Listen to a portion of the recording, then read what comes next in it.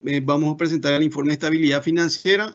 Los tópicos que vamos a cubrir son relacionados al entorno macroeconómico y financiero internacional, la coyuntura doméstica y proyecciones, el sistema financiero local y los principales mensajes del informe de estabilidad financiera.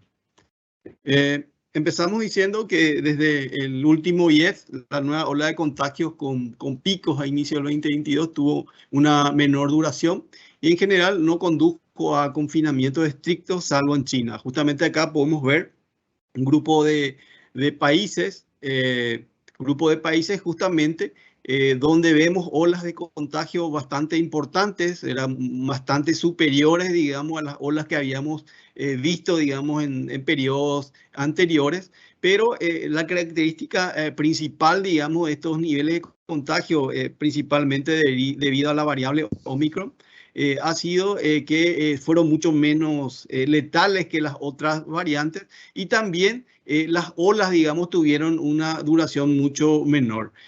Básicamente, durante este periodo no se registraron muchas medidas restrictivas a la movilidad, salvo en China, donde sí las olas de contagio que al mes de abril todavía, digamos, se mantenían, ha determinado restricciones, digamos, a la movilidad. Y estas restricciones que fueron bastante severas e implementadas, digamos, por el gobierno, también tuvieron efectos en la actividad económica, dado que además de la movilidad, hubo interrupción, digamos, en las actividades de ciertas fábricas, principalmente en Shanghái. Y esto fue un elemento adicional, digamos, a los problemas de logística y principalmente a las disrupciones, digamos, en los puertos de China. La actividad manufacturera y de servicio en este contexto a nivel global ha mostrado una leve desaceleración en su ritmo de expansión, impulsada por el conflicto bélico entre Rusia y Ucrania y la desaceleración de la economía china. Acá podemos ver que desde la última publicación del IEF, el PMI manufacturero, a nivel global, digamos, ha mostrado una desaceleración, si bien continúa, digamos, en zona, digamos, de expansión, se ve un menor dinamismo y principalmente este está asociado al tema de las economías emergentes, donde una de las explicaciones, digamos, de este menor dinamismo es el efecto que está teniendo los niveles de contagio y las restricciones en China. Lo mismo también, ¿verdad?, para el PMI de servicios, donde también en economías emergentes se ve una mayor, digamos, reducción incluso en zona, digamos, de contracción. Y además de este conflicto, digamos, se podía mencionar las políticas monetarias que están implementando las economías avanzadas, principalmente en el caso de Europa las expectativas, en el caso de Estados Unidos ya se está viendo una política mucho más restrictiva y también podría ser otro de los factores que están explicando este menor dinamismo. Así, las perspectivas económicas globales y de los socios comerciales de Paraguay fueron revisadas a la baja, aunque siguen verificándose tasas positivas de crecimiento. Acá podemos ver que el mundo, conforme a los datos a las proyecciones del Fondo Monetario Internacional, se han corregido a la baja para el 2022 de 4,9 a 3,6, las economías avanzadas también de un 4,5 a 3,3%, de las economías emergentes y en desarrollo de 5,1 a 3,8, y entre los socios, digamos, principales de Paraguay y Argentina sí hay una corrección al alza, en el caso de Brasil no, debido a disrupciones, también le pega mucho, digamos, el tema del conflicto geopolítico y también el tema, digamos, de presión inflacionaria y una política monetaria más restrictiva. Caso de Chile también son factores comunes, tal vez podamos agregar a esto digamos, lo relacionado a temas sociales que viene afectando a Chile, digamos, desde el periodo reciente. Y en el caso de Rusia hay una fuerte corrección de 2,9% a un menos 8,5%, principalmente explicado por las sanciones financieras y comerciales a raíz, digamos, de la invasión de Ucrania por parte de este país. También el conflicto bélico en Europa ha intensificado las presiones inflacionarias globales por su impacto en los precios de los commodities alimenticios y energéticos. Acá podemos ver, por ejemplo, desde haciendo base en junio 2020, cómo han subido precios de commodity agrícola. En el caso de maíz vemos justamente una subida fuerte respecto a junio, con un crecimiento de cerca de 112%. Posteriormente se estabiliza perdón, va reduciéndose, pero después nuevamente aumenta, ¿verdad? Y esto un poco ya, esta fase coincide con los conflictos, digamos, geopolíticos. Lo mismo, digamos, para el trigo, que aumentó casi un 62% desde junio 2020, y después hay un salto bastante importante en el 2022, y un poco explica las dinámicas de aumento de precios de los alimentos. Lo mismo podemos decir para, digamos, para el maíz, ¿verdad? Para la soja en general y para la carne. Aumentos bastante importantes, continuos, y que están afectando o están explicando gran parte de la presión inflacionaria a nivel mundial. Y lo mismo para el precio del petróleo, con aumentos, digamos, bastante importantes de junio 2020 hasta de niveles de $35 el barril hacia 84, hay una estabilización y una caída, digamos, hacia finales del 2021, y con el conflicto nuevamente aumenta, llegó a un momento, a un nivel de precios mensual de 112. Hay una pequeña variación, pero vemos que el aumento ha sido importante en este periodo de tiempo entre 2020 y 2022. También el ambiente inflacionario que ha generado justamente estos aumentos de precios ha propiciado una mayor velocidad del retiro de los estímulos monetarios, lo cual supone, digamos, condiciones financieras internacionales menos laxas. Recientemente la Fed, concluido, digamos, su programa de compra de activos, ha iniciado un ajuste en sus tasas de política monetaria, inicialmente en 25 puntos base, posteriormente en 50 puntos base, y aparentemente hacia adelante podría mantener este ritmo de ajustes, ¿verdad? No visto, digamos, en mucho tiempo, lo que señala también la decidida, o sea, la decisión, digamos, por parte de la Fed de combatir, digamos, a la inflación. También, digamos, hay una reducción de balance que contempla la Fed, que se iniciaría en mayo, por montos de 47.500 millones de dólares, y en septiembre podía duplicar este monto, ¿verdad? A los efectos de reducir su hoja de balance. Y en este contexto de economía, perdón, de política monetaria menos laxa, los bonos o el rendimiento, digamos, los bonos de Estados Unidos han ido aumentando, ¿verdad? Tanto para los bonos de 10 como de 30 años. Esto, digamos, o este contexto, digamos, de endurecimiento ha llevado a un fortalecimiento del dólar respecto a monedas de economías avanzadas.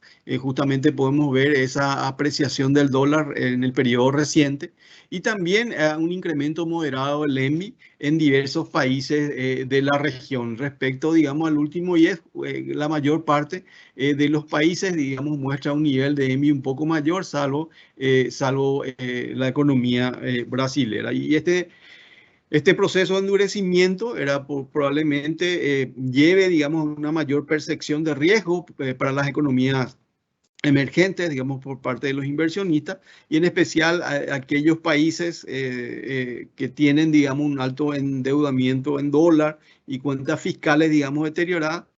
Podrían tener, digamos, un mayor impacto de estas nuevas condiciones financieras que están prevaleciendo.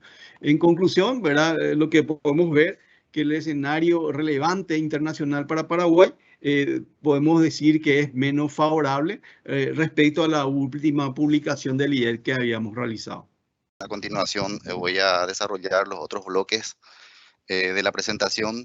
En este sentido nos referimos a la parte de coyuntura domésticas y proyecciones que conjuntamente con el bloque desarrollado por el economista jefe van a determinar digamos, el resultado que se va a observar en la parte del sistema financiero local, que sería el tercer bloque. Y finalmente vamos a dar unas conclusiones finales o resaltar algunos puntos principales de nuestro informe, ¿verdad?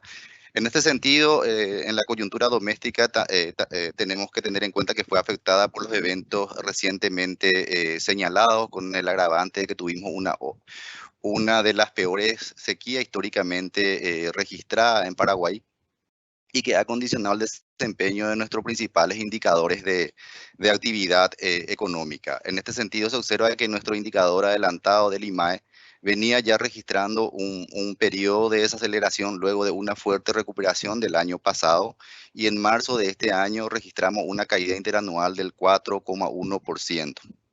No obstante, si excluimos los dos sectores más afectados, que son en este caso agricultura y generación de energía, tenemos una tasa de crecimiento interanual del 2,7% y una tasa acumulada bastante auspiciosa del 5,3%. En la misma línea se observa una caída en el empleo, principalmente en el sector primario, pero queremos destacar en este punto lo observado en el sector de servicios, que viene recuperándose después de la pandemia. En este contexto, en el último informe del IPOM publicado en abril, se había realizado un ajuste importante a la baja de nuestra proyección de crecimiento de un 3,7% que esperábamos al cierre del año 2021, ajustamos a una tasa del 0,2%. Como ya se mencionó, el ajuste más importante por el lado de la oferta se realizó en el sector primario, directamente impactado por la sequía. Por el lado del gasto, se destaca el crecimiento esperado para la demanda interna, aunque a una menor tasa respecto a la revisión anterior. Por el lado de la demanda, se sigue esperando crecimiento en el consumo privado, aunque con menor dinámica. Asimismo, se espera una recomposición en la demanda interna con crecimientos mixtos. En cuanto a los precios, al igual que otros países, se han registrado incrementos importantes en los precios de los alimentos y principalmente combustibles. Este último, que sigue mostrando un comportamiento persistente, se ha incrementado en más del 50%, como se puede visualizar en este caso en el gráfico de la derecha. De esta manera, la inflación sigue siendo explicada en un 70% por la dinámica de los precios de los alimentos y la energía derivada del escenario externo. Y a esto también se sumaron algunos factores climáticos locales que provocaron el incremento de algunos precios volátiles de la canasta del IPC en los primeros meses del año 2022. En esa misma línea se ha empezado a observar algunos desalineamientos de las expectativas. En este caso nos referimos a las expectativas de inflación, que para el corto plazo señala un desacople importante con respecto a la meta. Aunque, y esto es muy bueno resaltar, para el horizonte de política monetaria que se puede visualizar en el gráfico de la derecha, se mantiene todavía dentro del rango de referencia, que refleja un poco la credibilidad en las acciones tomadas por el BCP para controlar la inflación.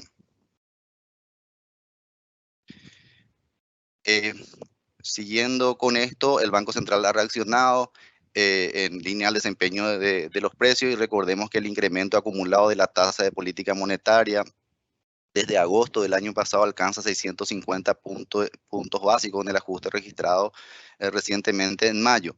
Así, el CPM ubicó la tasa de política monetaria en 7,25%, y estas tasas refuerzan, o esta alza, mejor dicho, refuerzan el compromiso del BCP con su objetivo de inflación y apuntan a lograr la convergencia de la inflación en su horizonte de política monetaria.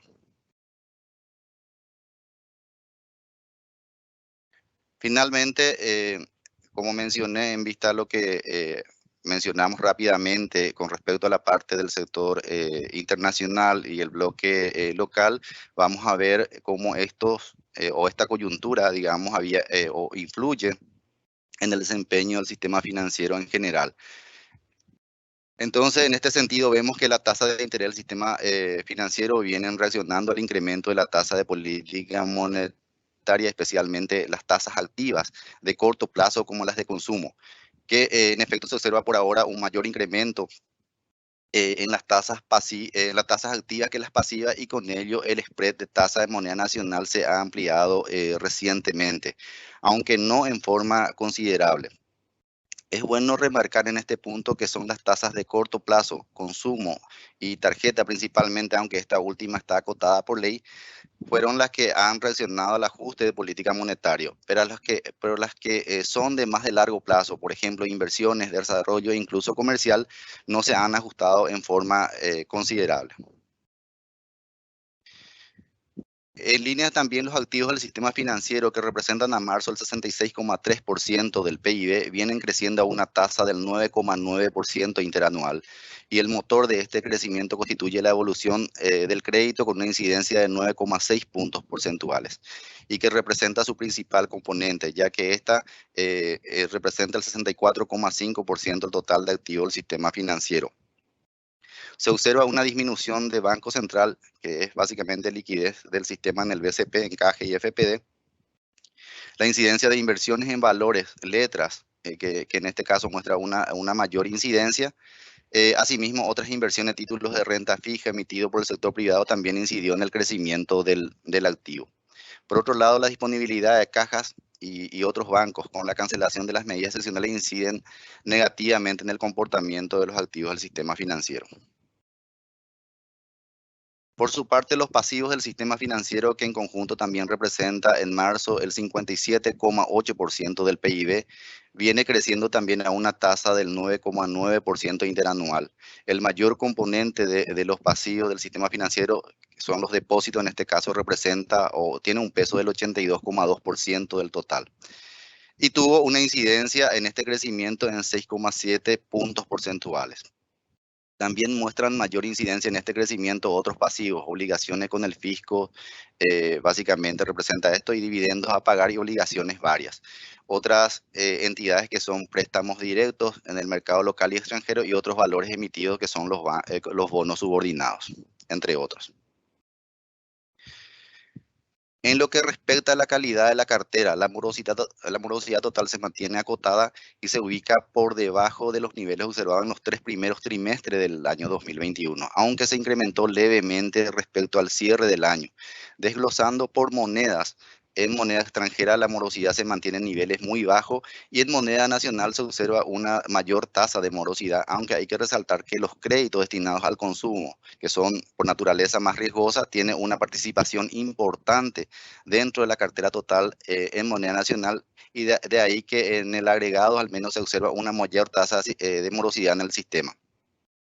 Por su parte, las medidas excepcionales por la pandemia que se visualizan en la línea roja viene disminuyendo en forma sostenida y esto es consistente con el levantamiento de las medidas y el vencimiento de la cartera que está sujeto a esta medida.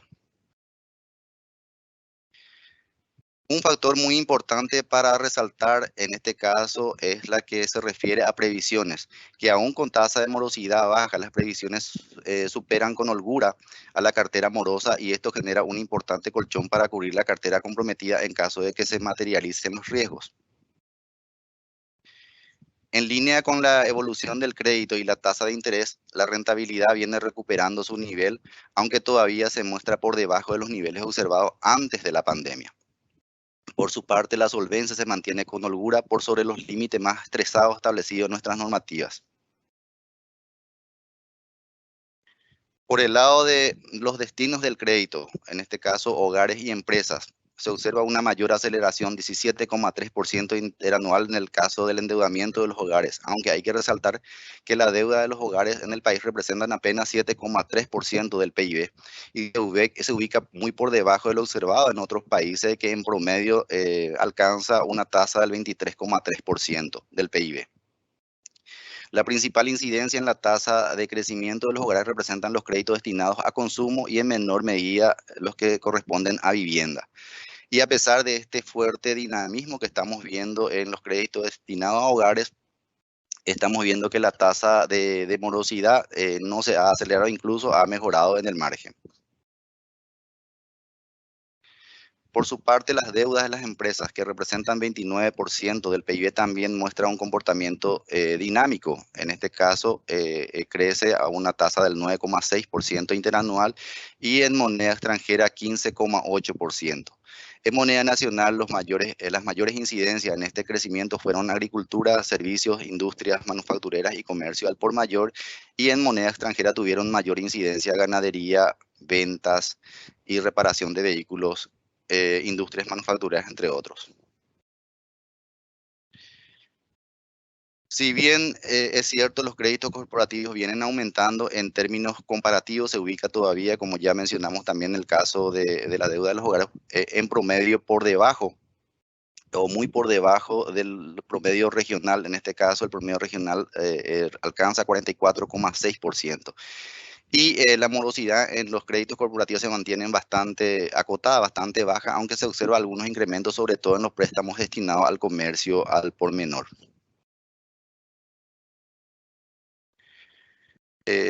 Finalmente, y para ir cerrando la parte del sistema financiero, queremos presentar brevemente nuestro ejercicio de estrés test. En este caso, las pruebas de atención realizadas al sistema financiero señalan que se mantiene una posición de solvencia adecuada, luego simular choques, en este caso extremos, pero eventualmente con una baja probabilidad de ocurrencia. Los shocks normalmente se simulan a través de la construcción de escenarios hipotéticos, y estos escenarios tienen su origen en una matriz de riesgo construida con datos del sistema financiero en forma histórica. El shock que se presenta en la imagen simula un deterioro de una fracción de la cartera vigente de la entidad del sistema financiero, que pasa a constituirse en cartera vencida. Y vemos en este sentido, en este caso en el gráfico podemos ver los niveles que tenía la solvencia antes del choque y posterior al choque, cómo se ha incrementado levemente. En este caso, de un 21,4% que se ubicaba en marzo, una vez aplicado el choque, la solvencia disminuye a 19,6%.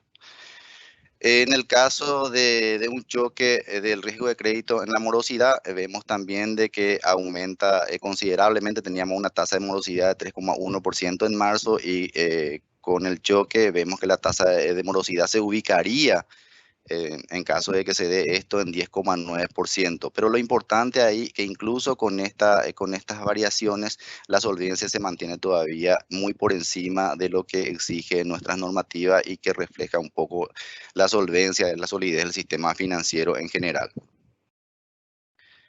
Finalmente, voy a empezar a mencionar las principales conclusiones, los puntos a resaltar de nuestro informe. En este sentido, el activo total ha mantenido una buena dinámica, impulsado especialmente por la cartera de crédito del sistema, que siguió expandiéndose desde el informe previo. Si bien el crédito había mostrado cierta desaceleración entre los meses de mayo y julio de 2021, la cartera de crédito ha retomado su dinamismo, debido principalmente al impulso otorgado por los créditos en moneda extranjera. Por un lado, si bien el crédito en guaraníes había mostrado una ralentización en la segunda mitad del 2021, sigue creciendo a tasas significativas. Y por su parte, el crédito en moneda extranjera se ha seguido incrementando, manteniendo la trayectoria ascendente ya reportada en el último informe. Por su parte, el pasivo total siguió mostrando un desempeño favorable, aunque creciendo a un ritmo más moderado debido a la desaceleración observada en los depósitos, luego del significativo aumento observado durante la pandemia por motivos de precaución. Por una parte, los depósitos en guaraní han revelado una desaceleración de su tasa de crecimiento interanual desde febrero de 2021, posterior, como ya mencioné, al significativo crecimiento constatado durante la etapa más crítica de la pandemia, y de manera similar, los depósitos en moneda extranjera han venido señalando un menor dinamismo desde julio del 2021. No obstante, la tasa de crecimiento se ubicó al primer trimestre de este año en cifras similares a la observada ante la crisis sanitaria. En un contexto de moderación de la actividad económica como consecuencia del impacto ocasionado por la sequía y riesgo derivado del sector externo, aunque compensado por la evolución favorable de la situación sanitaria, el indicador de riesgo de crédito ha mostrado cierta mejora, reflejada en la reducción de la tasa de morosidad total. Esta situación se halla explicada en parte por la aplicación de las medidas excepcionales de apoyo al crédito, que contuvieron el vencimiento de las cuotas, y por otra parte, a la aplicación reciente de las medidas transitorias orientadas al sector agrícola y ganadero. Por otro lado, las previsiones permiten la cobertura de riesgo de crédito, que representa más del 100% de los créditos vencidos totales. En cuanto al desempeño bancario, los indicadores de solvencia señalan que las entidades financieras superan con holgura los requerimientos mínimos de capital. En cuanto a la rentabilidad del sistema, los indicadores ROA y ROA se habían mantenido en niveles relativamente estables durante el año 2021, posterior a la significativa reducción verificada desde el inicio de la pandemia. No obstante, a partir de diciembre se ha venido observando un mayor impulso. La mejora de otros márgenes operativos explica el mejor desempeño de la rentabilidad, aunque se sigue constatando una reducción de los márgenes financieros, pero en menor medida.